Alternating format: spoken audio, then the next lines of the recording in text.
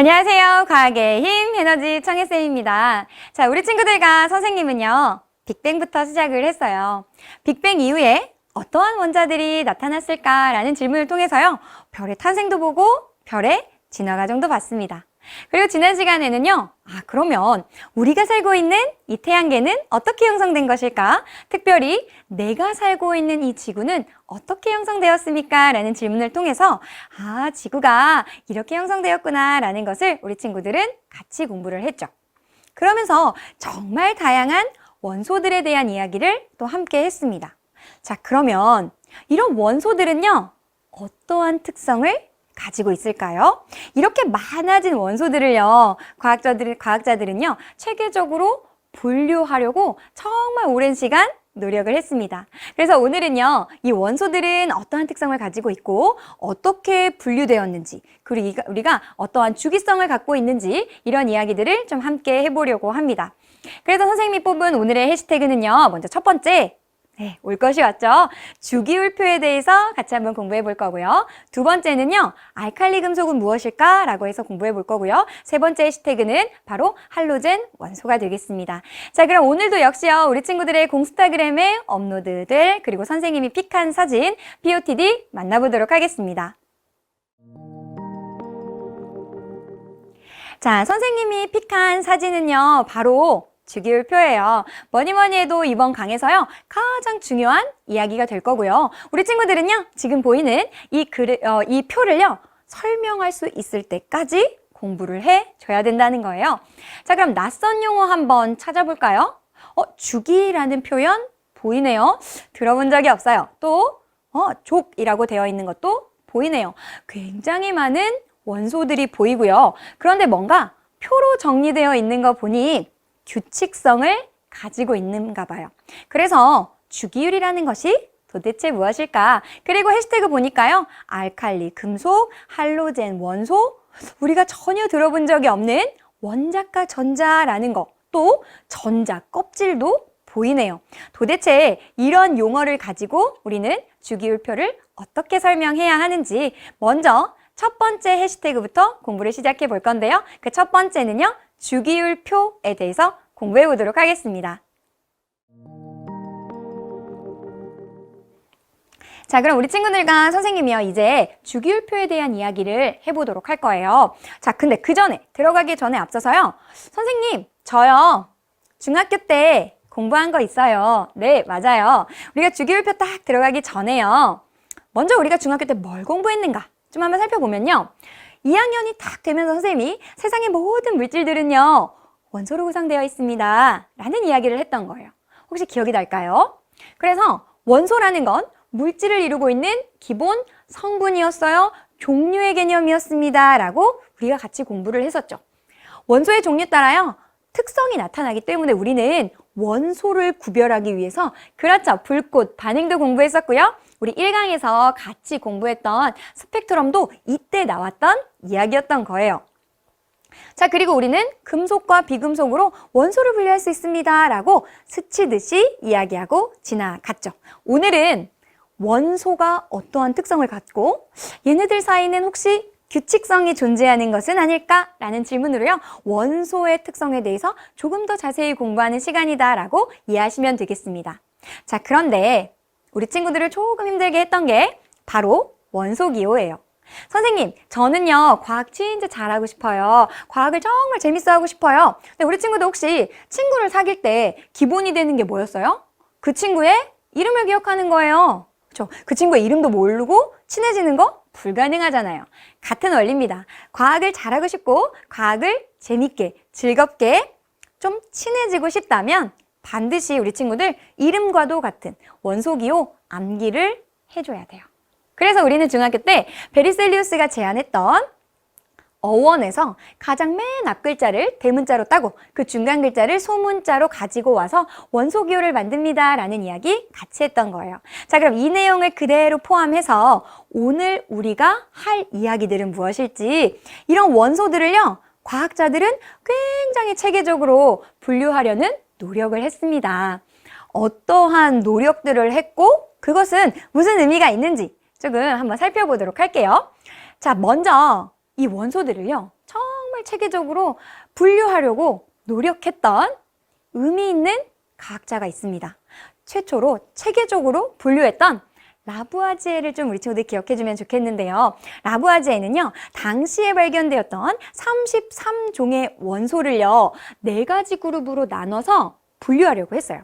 지금 보면 조금 이상하지만 당시에는요, 기체, 비금속, 금속, 화합물 이 4개로 33종을 먼저 분류합니다.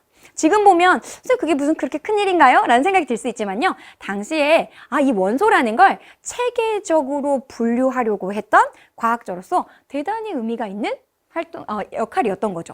자, 그걸 이어받아 데베라이너라는 사람이요. 뭔가 하나를 발견하게 돼요. 뭘 발견하냐면 칼슘, 스트론튬, 바륨이에요. 얘네가 화학적 성질이 비슷하더라는 거예요. 얘네의 화학적 성질이 비슷한데 얘네들 사이에 굉장히 재미있는 규칙이 있어. 얘네 둘 질량을 더해서 반으로 나누면, 즉 평균의 질량이 요 가운데 있는 얘랑 똑같아. 비슷해. 얘네 3개 사이에는 뭔가 규칙이 있나 봐. 라고 하면서 데베라이너는요, 새쌍 원소설을 발표를 합니다.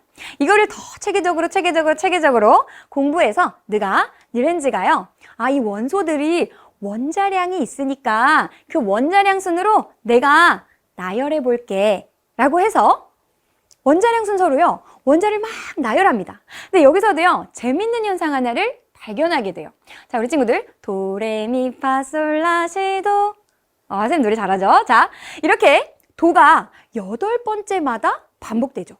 이 뉘렌즈가요, 원소를 화학적 성질에 따라 나열해 봤더니, 즉 원자량 순서로 나열해 봤더니 8번째마다 뭔가의 규칙성이 발견되더라는 거예요. 일정한 간격을 두고요, 비슷한 성질이 반복되는 것을 발견합니다. 그래서 우리는 이것을요, 옥타브설이다 이렇게 부르는 거예요. 자, 이거를요, 더 체계적으로 우리가 이 주기율표의 아버지라고 부르기도 하거든요. 같이 원자량 순으로 나열했던 멘델레예프가 있어요. 멘델레예프는요, 드디어 이렇게 계속 과학자들이 열심히 연구해서 분류하려고 했던 것을요, 처음으로 표로 제시한 사람이에요. 근데 이 사람이요, 굉장히 멋있습니다. 어떤 게 있냐면 자기가 알고 있는 원소들을요, 원자량 순서대로 막 배열을 해요.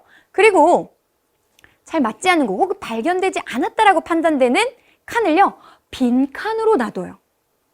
지금 생각하면 아주 이상한 거예요. 발견된 것을 그냥 막 정리만 하는 게 아니라요, 지금은 발견되지 않았지만 이 빈 칸을 채우는 원소가 어딘가에 있을 거야. 발견되지 않았을 뿐이야 라고 얘기하고요, 빈 칸이 있는 주기율표를 만들었다는 거예요. 참 대단하죠? 그리고 이후에요, 그 빈 칸을 채우는 원소들이 발견되면서 멘델레예프 정말 대단하다. 다시 각광을 받게 됩니다. 자, 이거를 누가 가지고 올 거냐? 선생님, 그럼 우리는 멘델레예프가 제안한 주기율표를 공부하는 건가요? 라는 생각이 들 수 있어요. 그렇지 않습니다. 이 멘델레예프가 만들었던 주기율표는요, 원자량 순서로 배열이 되어 있어요. 그러다 보니까 뭔가 화학적 규칙이요, 안 맞는 부분이 조금씩 있었어요. 이거를 바로 모즐리라는 사람이 그러면 원자량 순 말고 우리 원자 번호 순으로 배열합시다, 나열합시다 라고 해서 오늘날의 주기율표는 잘 기억하시면 좋겠어요. 모즐리가 제안한 주기율표를 사용하고 있습니다 라고 이해하시면 되겠습니다. 자, 그러면 우리 친구들 이제 첫 번째로 이런 질문이 들죠. 선생님, 원자 번호가 뭐예요? 네. 자, 그러면 우리가 빅뱅으로 좀 돌아가 볼게요. 빅뱅이 발생했죠. 그리고 나서 급격하게 팽창했고요. 양성자 하나를 원자핵으로 갖는 것은 수소 원자핵이었어요. 그리고 우리 기억나죠? 양성자, 중성자 합쳐지면서 헬륨 원자핵이 만들어지잖아요. 그렇죠? 그때 양성자 2개와 중성자 2개가 모여서 헬륨 원자핵을 만들었습니다 라는 이야기를 함께 했던 거예요. 자, 그럼 보세요. 지금 양성자가 하나니까 수소 찾아가 보니까 여기 1이라고 되어 있네요. 자, 헬륨은요, 양성자가 2개예요. 여기 헬륨 찾아가 보니까 2라고 되어 있네요. 아, 그럼 선생님, 이 원자 번호라는 것은 결국 양성자의 숫자를 얘기하는 건가요? 맞습니다. 그래서요, 이 모즐리라는 사람은 양성자의 수를 원자 번호로 새겼고 이 원자 번호 순으로 오늘날의 주기율표를 완성했다라고 이해하시면 되겠습니다. 되셨나요? 자, 그런데 빅뱅 이후에 38만 년이 지나게 되면 드디어 누가? 그렇죠. 우리 친구들 까먹으면 안 됩니다. 전자가 원자핵에 붙들리게 돼요. 자, 그럼 다시 돌아가 보면 수소 원자에게는요, 전자 하나가 붙들리게 됐었고요. 헬륨 원자에게는요, 전자 2개가 붙들리게 됐어요. 아, 양성자가 1개였던 수소 원자핵에 1개의 전자가, 양성자 2개였던 헬륨 원자핵에는 전자 2개가 붙들리게 되었네요. 그럼 선생님, 양성자의 수는 원자 번호였는데 지금 보니 양성자 수라는 거는요, 전자 수와 똑같네요. 맞습니다. 그래서 우리 친구들 기억해야 하는 것은요, 지금 보이실 때 원자 번호와 양성자 수, 그리고 전자 수가 같게 나타난다라는 것을요, 꼭 기억을 해주면 되겠습니다. 되셨나요? 자, 그러면 우리 친구들 요 내용이 정리가 되었다면요, 우리 원자의 구조로 한번 들어가 보도록 할게요. 자, 여기 내용이 조금 어렵습니다. 그래서 이쪽에다가 한번 판서를 해보도록 할게요. 자, 원자예요. 자, 우리 친구들 원자는 어떻게 생겼어요? 지금 여기서 보니까 그 중심에, 그렇죠, 원자핵이라는 것이 있어요. 양성자와 중성자가 결합한 원자핵이라는 것이 존재해요. 그렇죠? 플러스 전하를 띠는 양성자, 그리고 전하를 띠지 않는 중성자요. 그리고 그 주변을 전자가 돌고 있다라고 이해하시면 되겠습니다. 되셨나요? 자, 이후에 우리가 원자를 공부할 때 원자핵의 플러스 전하량과 마이너스 총 전하량이 같아서 결국 원자는 중성입니다 라는 이야기를 함께 했던 거예요. 이해되셨죠? 자, 여기까지 어렵지 않아요. 자, 그런데 이제 보니, 이제 고등학교에서 한 가지 개념을 싹 넣을 건데요. 이제 보니 이 전자라는 게 그냥 원자핵 주변에 아무 데나 있는 줄 알았더니 그게 아니래요. 아무 데나는 있을 수 없고요. 이 전자가 있을 수 있는 공간이 따로 있더라는 거예요. 이 전자가 특정한 일정한 에너지 준위에만 있는데 요것이 요 길이 이 전자가 있을 수 있는 특정한 에너지 준이다라는 거예요. 이걸 우리가 지금부터 뭐라고 부를 거냐면 전자 껍질입니다 라고 부를 거예요. 조금 말이 어려워요. 아, 그냥 전자들이 있을 수 있는 공간, 전자들이 이동할 수 있는 에너지 준이다 라고 이해하시면 돼요. 자, 그런데 이 전자 껍질이요, 핵에서 가장 가까운 전자 껍질에는 총 2개까지의 전자가 들어갈 수 있어요. 그 다음부터는요 8개씩이 들어갈 수 있다고 해요. 자, 그러면 수소 같은 경우에는 첫 번째 원에 전자 하나가 들어가면 되겠죠. 전자 하나를 가지니까. 헬륨은요, 첫 번째 원에 2개까지를 가지면 되는 거예요. 됐네요. 근데 우리 주기율표에 보면 3번 리튬이라고 되어 있는 거 있어요. 자, 그럼 그것도 한번 해볼게요. 리튬이라는 거 보니까 그 중심에 3 플러스의 원자핵의 전하량을 갖겠죠. 왜? 원자 번호는 양성자의 숫자잖아요. 그러면 3 플러스 갖는 거고, 그렇죠? 그리고 전자도 3개를 가질 거예요. 그럼 첫 번째 원에는 몇 개밖에 못 들어간다 그랬어요? 2개밖에 못 들어간다고 했으니까 2개 넣어줄게요. 근데 1개가 더 들어가야 돼요. 그러니까 그 다음 전자 껍질에 하나의 전자를 갖게 되겠다라고 이해하시면 돼요.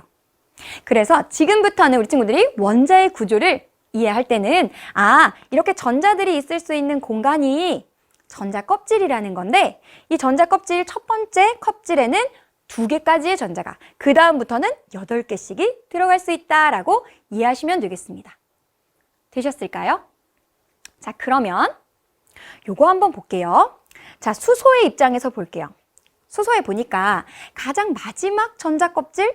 선생님, 지금 하나밖에 없는데 무슨 마지막 전자껍질인가요? 네, 그러니까 그 하나 얘기하는 거예요.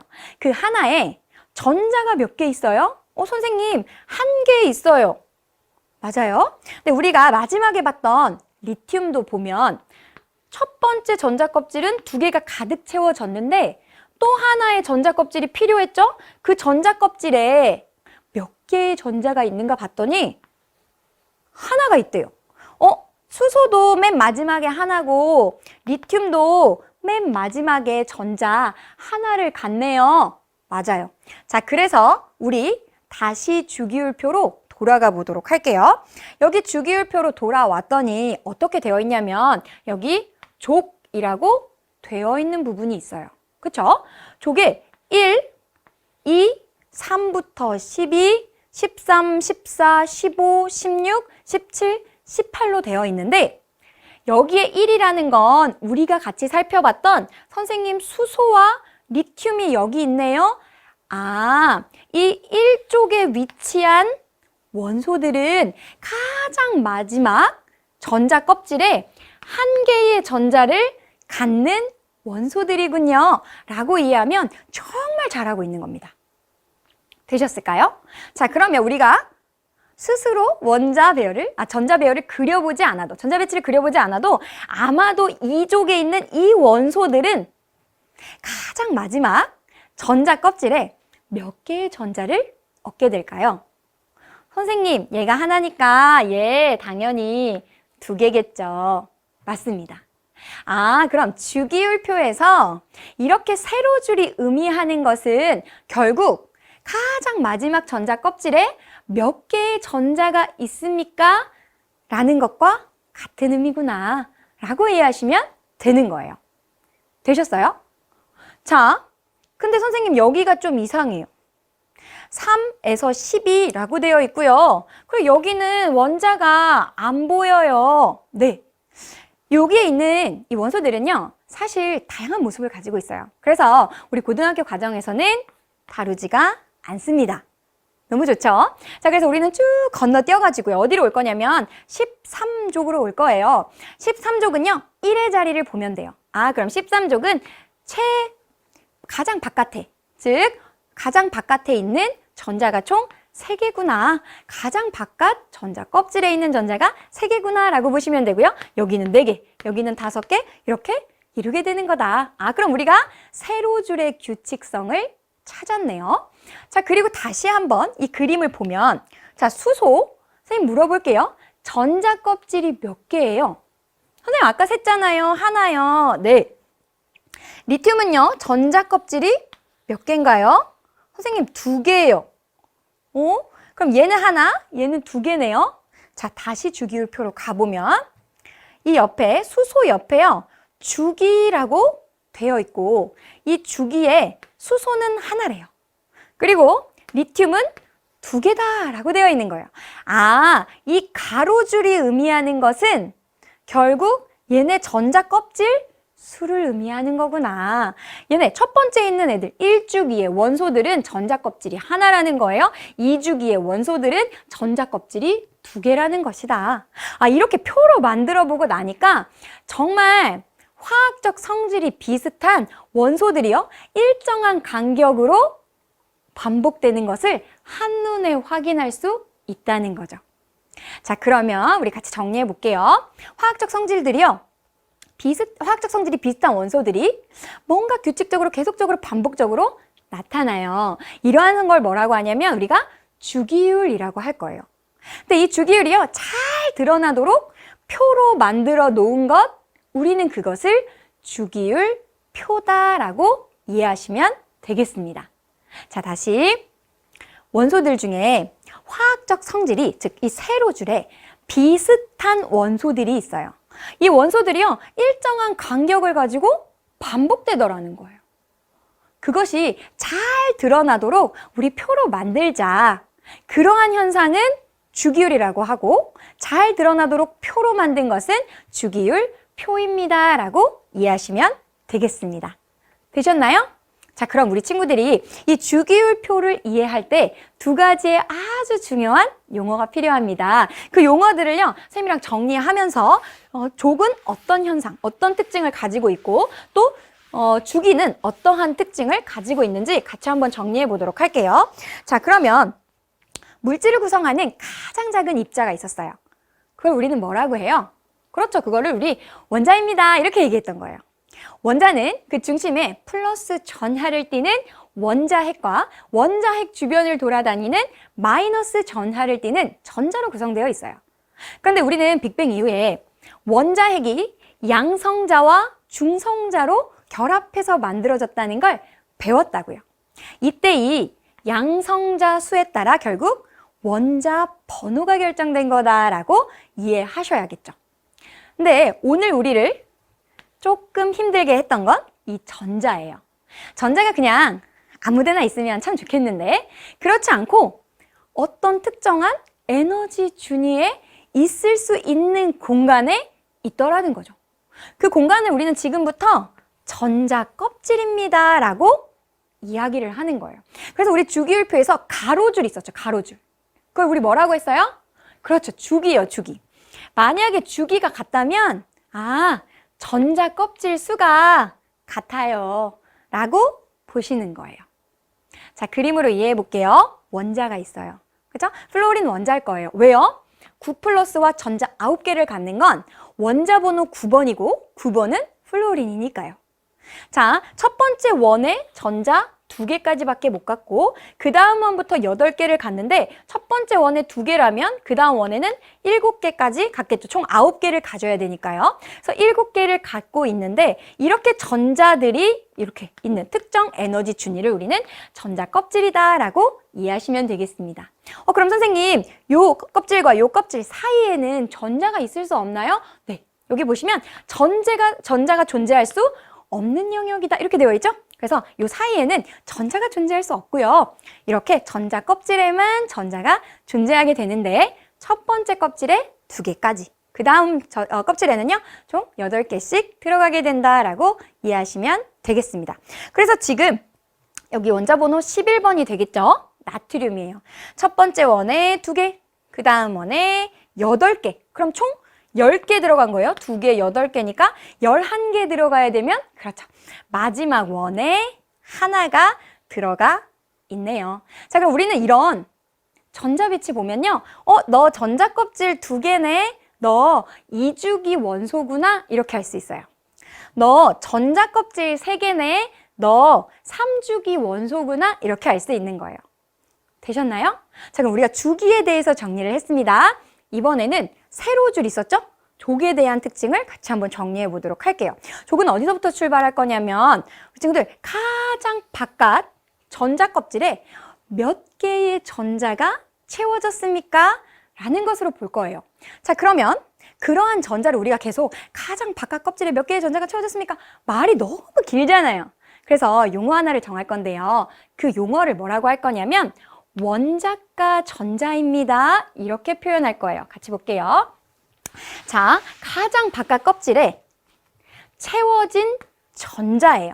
사실은 가장 바깥 껍질에 채워진 이 전자는요, 우리가 최외곽에 있는 전자입니다. 최외곽 전자고요. 우리 친구들 조금 여유가 된다면 가장 바깥 껍질에 채워진 전자 중 화학 반응에 참여하는 전자들이 있어요. 네, 그런 것들을 우리는 지금부터 원자가 전자다라고 잘 이해를 해주면 되겠습니다. 자, 그럼 세로줄이 뭐였어요? 족이라는 거였어요. 그렇죠? 따라서 같은 족에 위치한다고 한다면 뭐가 같아요? 우리 용어 배웠으니까 원자가 전자의 수가 같습니다 라고 이해하시면 되는 거예요. 따라서 이 원자가 전자 선생님 아까 조금 의미를 더 넣자고 했어요. 뭐라고 했어요? 화학 반응에 참여하는 전자라 그랬죠. 그러니까 1족에 있는 원소들은요, 화학 반응에 1개의 전자가 참여한다는 거예요. 2족의 원소들은요, 2개의 전자가 참여한다는 거예요. 그러니까 당연히 화학적 성질이 같을 수밖에 없네요. 라고 우리 친구들은 정리를 해주셔야겠죠. 되셨어요? 그래서 앞에서 봤던 우리 플로린 보면 원자가 전자가 지금 7개, 그러면 너 17쪽 원소구나. 7쪽이라고 하면 안 됩니다. 17쪽 원소구나 라고 알 수 있고요. 지금 원자과 전자가요, 하나예요. 너 1쪽 원소구나 라고 우리 친구들은 이해해주면 되겠습니다. 되셨나요? 자, 이제 주기율표를 보면 우리 친구들은 주기를 볼 때는 그렇죠. 전자 껍질 떠올려야 되고요. 세로죽의 족을 볼 때는 원자과 전자수가 같은 화학적인 성질이 같은 원소들이라는 거 같이 기억을 해주면 되겠습니다. 되셨나요? 자, 그럼 같이 문제 한번 풀어보도록 할게요. 원소를 나열할 때 화학적 성질이 비슷한 원소가 주기적으로 반복되는 현상이 있었어요. 그거 우리 주기율이에요 라고 얘기했고, 이런 주기율이 잘 드러나도록 표로 만든 것이 그렇죠. 주기율 표입니다 라고 이해하시면 되겠습니다. 두 번째, 그렇게 만든 주기율 표에서 가로줄은 뭘 의미하는 거였어요? 가로줄. 전자 껍질 수가 같은 것, 그렇죠. 그거 우리 주기다 라고 얘기했고요. 세로줄은 뭐였죠? 원자과 전자수가 같았어요. 그걸 우리는 족이라고 부릅니다 라고 이해하시면 되겠죠. 주기율표에요, 13족의 원소들은 가장 1의 자리 원자과 전자수가 3개입니다 라고 이해하시면 되겠죠. 원자의 가장 바깥 전자 껍질에 채워진 전자, 이거 너무 길어요. 선생님 막 더듬잖아요, 그죠? 가장 바깥 껍질에 있는 그 전자, 우리 짧게 얘기하자 라고 해서요, 그걸 우리는 원자과 전자입니다. 조금 더 의미를 넣어달라 그랬어요. 화학 반응에 참여하는 전자였어요. 그걸 우리는 원자과 전자입니다 라고 잘 이해를 해 두시면 되겠습니다. 자, 이렇게 우리 친구들 그럼 선생님이랑 같이 원소라는 것이 어떠한 특성을 반복적으로 나타내는가, 그걸 잘 드러나도록 한 표, 주기율 표에 대해서 살펴봤습니다. 자, 이번에는요, 주기율표를 딱 반으로 나눠서요, 왼쪽부터 한번 살펴볼 거예요. 도대체 금속 무슨 성질을 나타내는 걸까? 특별히 알칼리 금속에 대해서 공부해 보도록 하겠습니다. 자, 그럼 우리 친구들과 알칼리 금속에 대해서 먼저 보기 전에, 선생님, 금속이 뭔가요? 맞아요. 도대체 금속이라는 게 뭘까? 자, 우리 친구들은요, 금속 하면 뭐가 떠올라요? 선생님, 저는 어떤 장신구가 떠올라요. 귀걸이, 목걸이. 맞아요. 그런데 사용하는 게 금속이에요. 또 어떤 친구들은요, 선생님, 저는요, 슈퍼히어로가 입고 있는 뭔가 번쩍번쩍이는 그 옷이 떠올라요. 맞아요. 그런 것도 금속이 사용될 수 있다는 거죠. 도대체 금속이 무엇일까? 우리가 공부했던 주기율표로 한번 돌아가 보면요, 주기율표를 딱 나눠서요, 왼쪽에 위치한 대부분의 원소들을 한번 보면요, 지금 이렇게 파란색으로 되어 있는 이 많은 것들이 우리 친구도 혹시 찾을 수 있는지 모르겠어요. 금속입니다. 이렇게 되어 있어요. 선생님, 도대체 이 금속이 뭔가요? 네, 금속 우리가 아까 우리 친구들이 얘기했던 것처럼요, 주기율표에 주로 왼쪽에 배치되어 있는 원소들이고요. 이 금속은요, 공통적인 성질을 나타내는데, 아까 뭔가 번쩍번쩍 광택이 나요. 우리 친구들 경험적으로 알고 있는 거예요. 그쵸? 그런 것들 보면 광택을 가지고 있대요. 그리고 이 금속 중에 뭐가 있냐면 구리 같은 거 있어요. 우리 친구들 중학교에서 실험할 때, 맞아요, 구리선 같은 걸로 실험했잖아요. 왜 했냐면 이 구리가요, 열도 잘 통하고 전기도 잘 통하거든요. 금속들은 열과 전기를 잘 통하는구나. 혹시 우리 친구들이요, 알루미늄 포일 같은 거 본 적 있어요? 알루미늄도 금속이거든요. 근데 그거 정말 얇죠? 혹은 막 이렇게 철을 막 때려가지고 얇게 피는 거 영상으로도 본 적이 있을 거예요. 자, 무슨 얘기를 하는 거냐면 이 금속은요, 막 두드리면 얇게 필 수도 있고요, 길게 잡아당기면 아주 기다란 얇은 선으로 만들 수도 있대요. 그래서 우리가 구리선도 만드는 거잖아요. 이런 걸 우리가 뭐라고 하냐면 퍼짐성, 뽑힘성이라고 하는데, 조금 어려운 말로는요, 연성, 전성이 있습니다 라고 이해하시면 되겠습니다. 자, 그럼 주기율표에서 주로 어디에 있는 애들이라고 했냐면 왼쪽에 위치한 아이들이라고 했어요.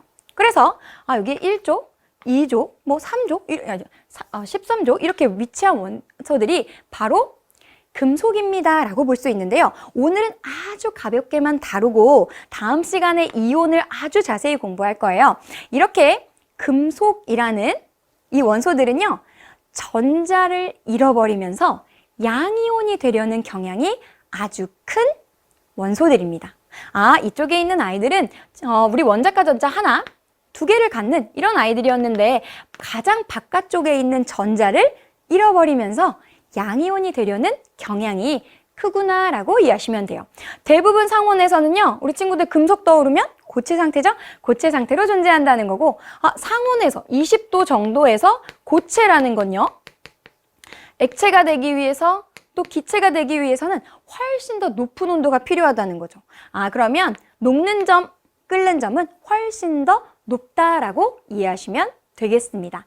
이런 금속성은요, 주기율표에서 아래로 갈수록, 왼쪽으로 갈수록 커진다라고 이해하시면 되겠습니다. 자, 그럼 우리가 이 많은 금속의 성질을 다 공부할 수는 없잖아요. 그래서 여기에 있는 요 1쪽에 해당하는 알칼리 금속에 대해서만 한번 간단하게 살펴보도록 할게요. 자, 우리가 앞에서 얘기했던 것처럼 1쪽에 해당하는 원소인데요. 이때 우리 친구들이 잘 봐둬야 하는 건 1쪽 하면 가장 먼저 떠오르는 건 사실 수소예요. 근데 수소는 금속이 아니라 비금속입니다. 그래서 수소를 제외한 1쪽에 해당하는 원소들을 지금부터 우리는 알칼리 금속이다라고 이해하시면 되겠습니다. 아까 주기율표에서 아래쪽 왼쪽으로 갈수록 반응성, 즉 금속성이 커집니다라고 얘기했기 때문에 아래로 갈수록 뭔가 금속의 성질이 더 잘 나타나나 보다 라고 이해하시면 돼요. 리튬, 나트륨, 칼륨, 루비디움, 세슘, 프랑슘 같은 것들이 있다라고 보시면 되겠습니다. 자, 그럼 공통적으로 어떤 성질을 나타내는지 같이 한번 볼게요. 자, 첫 번째 봤더니요, 밀도에 대한 이야기가 있네요. 그럼 표에서 우리 밀도 한번 찾아볼게요. 밀도 여기 있네요. 밀도가 0.53, 0.97, 0.86. 물의 밀도가 1이라는 것을 감안할 때 1보다 다 작다는 것은 밀도가 대체로 작네요. 밀도가 작네요. 라는 것을 알 수 있고요.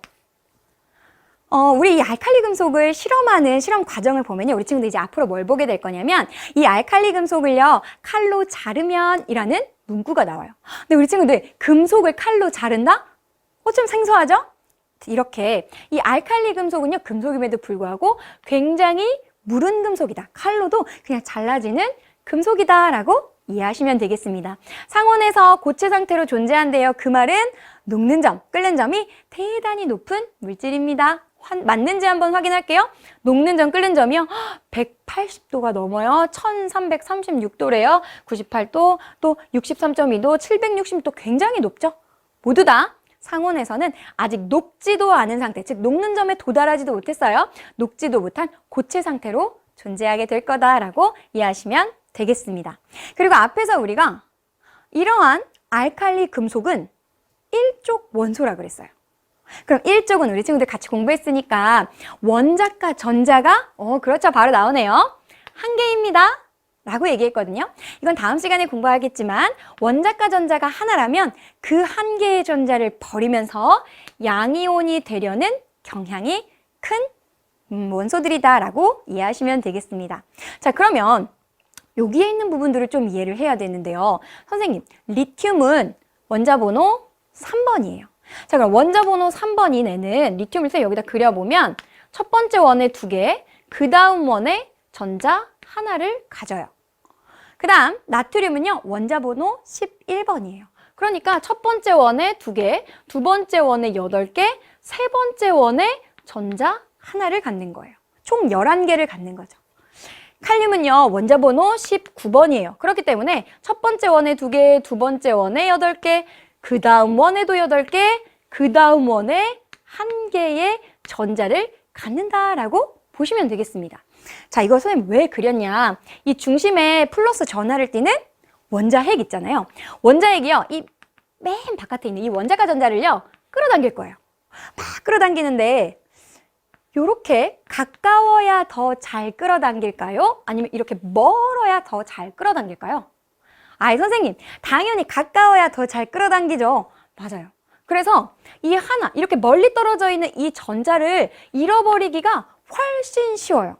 이 전자 하나가 잃어버리기가 쉽다는 건 결국 뭐냐면 양이온이 되기 쉽습니다 라는 얘기고, 하나를 잃어버리기가 쉽습니다, 반응이 더 잘 일어납니다 라고 이해하셔야 돼요. 따라서 우리가 반응성에 대한 이야기를 한다면 리튬보다는 나트륨이, 나트륨보다는 칼륨이 훨씬 더 반응성이 좋습니다 라고 이해하시면 되겠습니다.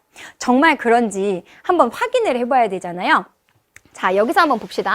우리가 앞에서 반응성에 대한 이야기를 했고, 반응성은요, 리튬보다는 나트륨이, 나트륨보다는 칼륨이 훨씬 더 큽니다. 이 일쪽의 알칼리 금속들은요, 반응성이 큰 아이들이에요. 그래서 절대로 공기 중에 그대로 뒀다가는요, 공기 중에 산소랑 다 반응을 해버립니다. 우리가 원래 보관하고 싶은 알칼리 금속 그 상태로 보관할 수가 없다는 얘기예요.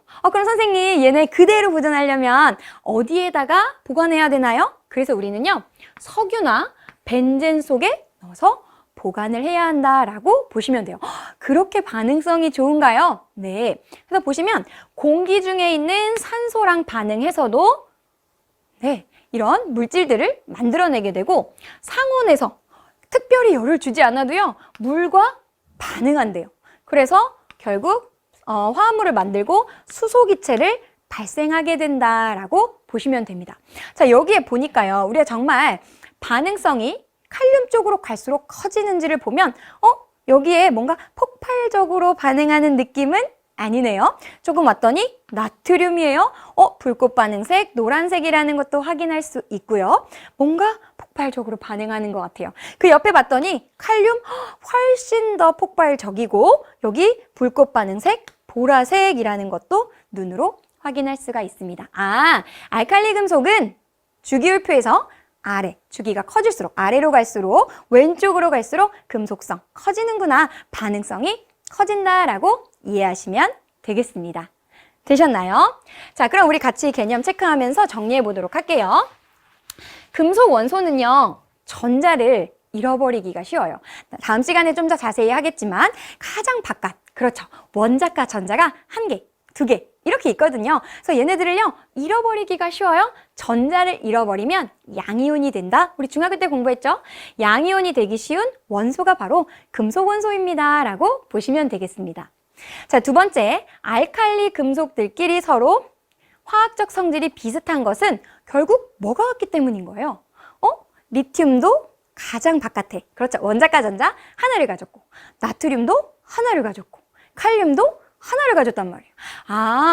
일쪽의 원소들은 원자과 전자가 하나고 결국 반응에 참여하는 전자가 하나니까 같은 성질이 나타나는구나, 이렇게 이해하셔야 돼서요, 화학적 성질이 비슷한 것은 원자과 전자 수가 같기 때문입니다 라고 보시면 돼요. 자, 알칼리 금속이 물과 반응하면 물과 굉장히 잘 반응합니다. 반응성이 좋습니다. 물과 반응해서 어떤 기체를 발생한다고 했어요, 앞에서? 그렇죠, 수소기체 발생합니다 라는 얘기했었죠. 자, 알칼리 금속에 대한 설명으로요, 옳은 것은 동그라미를 할 거고 옳지 않은 것은 X 표시를 하시오, 이렇게 되어 있습니다. 그럼 원자과 전자수가 1이다? 왜요? 알칼리 금속은 일족 원소들이니까요. 그러니까 당연히 원자과 전자수 1이다? 맞는 얘기죠. 그죠? 물과 반응하여 수소기체를 발생한다? 이거 우리 3번에서도 풀었던 거잖아요. 물과 반응하면 반응성이 대단히 좋아서 반응하고 수소기체를 발생시키죠. 세 번째, 나트륨의 불꽃 반응색은 노란색이다. 이거 중학교 때도 했던 거고 아까 그림으로도 확인을 했었죠. 노란색 맞네요.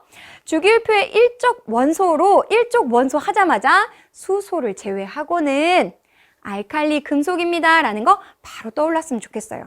알칼리 금속 원소로 수소도 포함된다? 근데 우리 수소는 제외다, 비금속입니다 했잖아요. 따라서 정답 X로 골라주면 되겠습니다. 자, 이렇게 하면 우리 친구들 주기율표를 딱 반으로 잘라서 그 중에서도 일족 수소를 제외한 알칼리 금속에 대해서 살펴봤습니다. 이번에는요, 오른쪽으로 가야겠죠. 오른쪽에 할로젠 원소에 대해서도 살펴보도록 하겠습니다.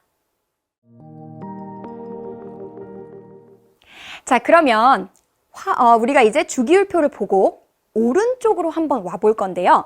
주기율표에서 봤을 때 우리가 왼쪽은 금속입니다, 금속이 많습니다 라는 얘기를 했어요. 그렇죠? 그럼 오른쪽으로 한번 봐보면 우리 친구들 이렇게 노란색으로 보이는 부분 있죠? 그 부분이요, 찾아가 보니까 비금속이래요. 비금속이다라고 되어 있고요. 그리고 우리가 아까 봤던 금속과 비금속 사이에요.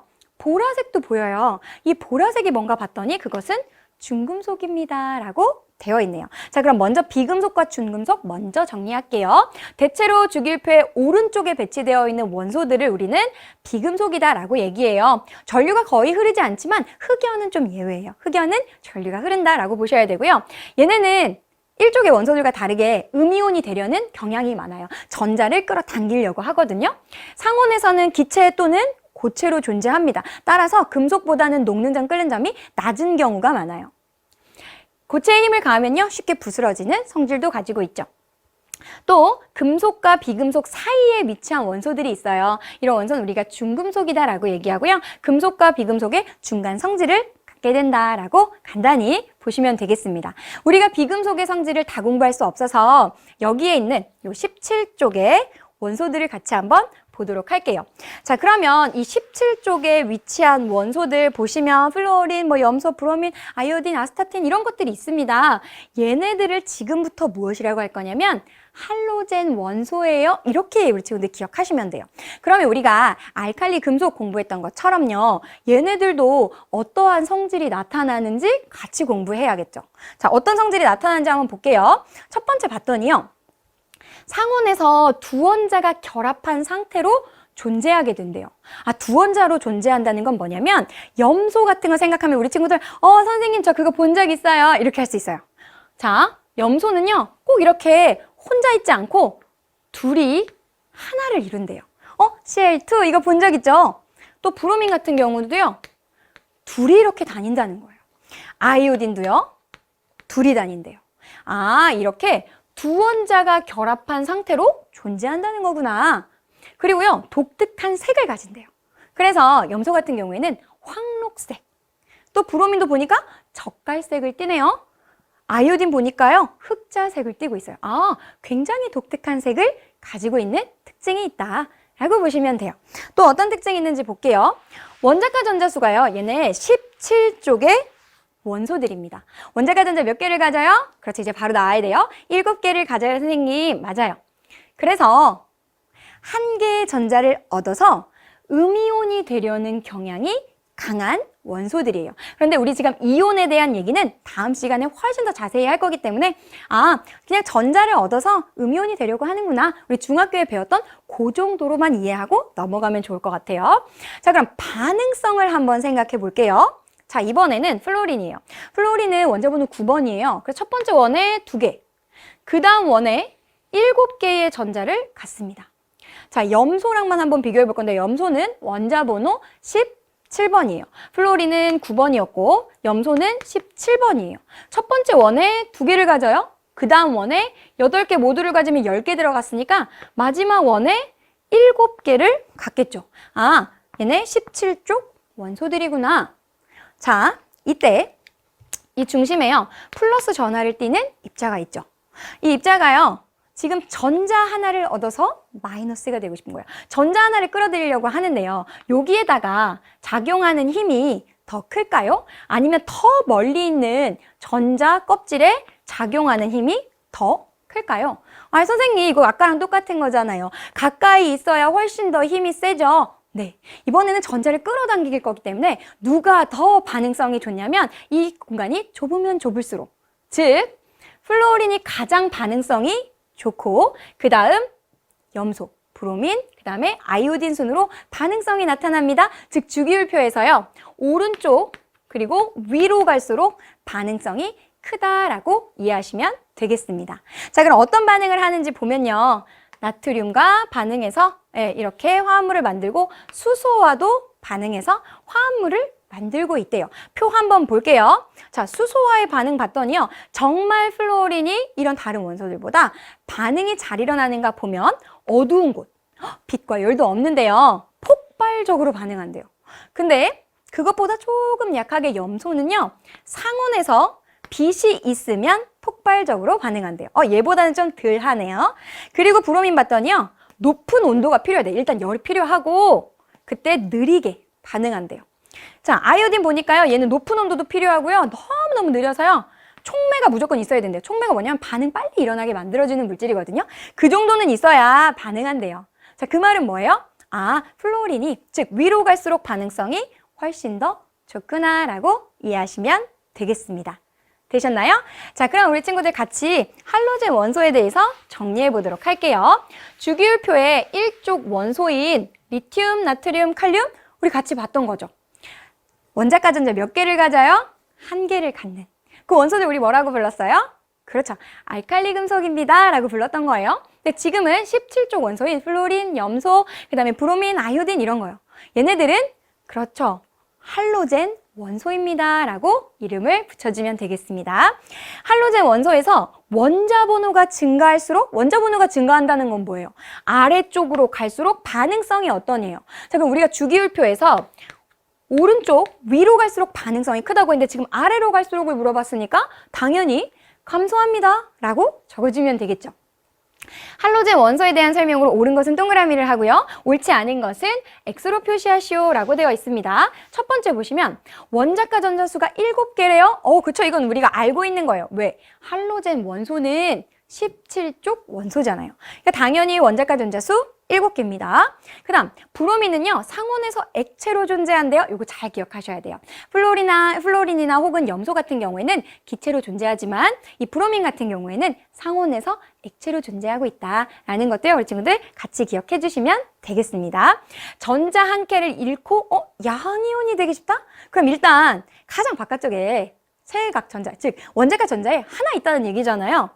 그럼 전자 한 개를 잃고 이건 누구랑 관련된 거예요? 그렇죠. 알칼리 금속이랑 관련된 거니까 얘는 틀린 설명이다. 할로젠 원소는요. 전자 하나를 얻어서 음이온이 되기 쉽다라고 우리 친구들 기억해주면 되겠습니다.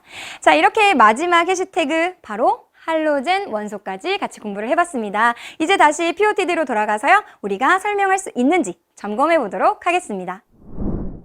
자, 우리 친구들 오늘은요. 우리 선생님과 함께 할로젠 원소 그리고 알칼리 금속에 대해서 살펴봤습니다. 이제 우리 친구들 주기율표를 보니까 어때요? 선생님 이제는요. 주기가 무슨 뜻인지도 알겠고요. 족이라는 것이 무슨 뜻인지도 알 것 같아요. 자, 그럼 우리 친구들 설명할 때요. 이 주기는 전자 껍질을 가지고 설명해주면 되겠고요. 족이라는 것은 원자과 전자로 설명을 해주면 되겠습니다. 그래서 우리 친구들이요 해석한 것 그리고 알칼리 금속의 특성 그리고 할로젠 원소의 특성을요 이 해시태그를 이용하고 이 그림을 설명할 수 있는 문구를 게시판에 남겨주면 되겠습니다. 자, 오늘은 우리 친구들과 이런 원소의 주기성에 대한 이야기를 좀 함께 해봤습니다. 어려울 수 있어요. 그리고 우리 친구들이 자주 하는 질문입니다. 선생님, 저 주기율표 외워야 하나요? 네. 어쩔 수 없어요. 이 주기율표요. 1번부터 최소 20번까지는 우리 친구들이요. 외워야 하고 잘 보이는 곳에 붙여두고 매주 자주 보는 방법밖에 없겠죠. 그러기 위해서는요. 우리 친구들 복습 너무너무 중요합니다. 복습할 때요. 아래 홈페이지에 들어오셔서요. 우리 강의 다시 보면서 공부했으면 좋겠고요. 공부하다 모르겠는 거 또 궁금한 거 생기면 언제든지 Q&A 게시판에 글 남겨주세요. 쌤 친절하게 댓글 달아드리도록 하겠습니다. 자, 이제 다음 시간에는요. 선생님 강의 중에 이온은 다음 시간에 공부할 거예요. 라고 했거든요. 자, 그렇다면 화학 결합, 특별히 이온 결합에 대해서 좀 더 자세히 공부해 보도록 하겠습니다. 우리 친구들 오늘도 너무너무 수고 많았고요. 지금까지 선생님은 과학의 힘 에너지 정혜쌤이었습니다. 우린 또 다음 강의에서 만나도록 할게요.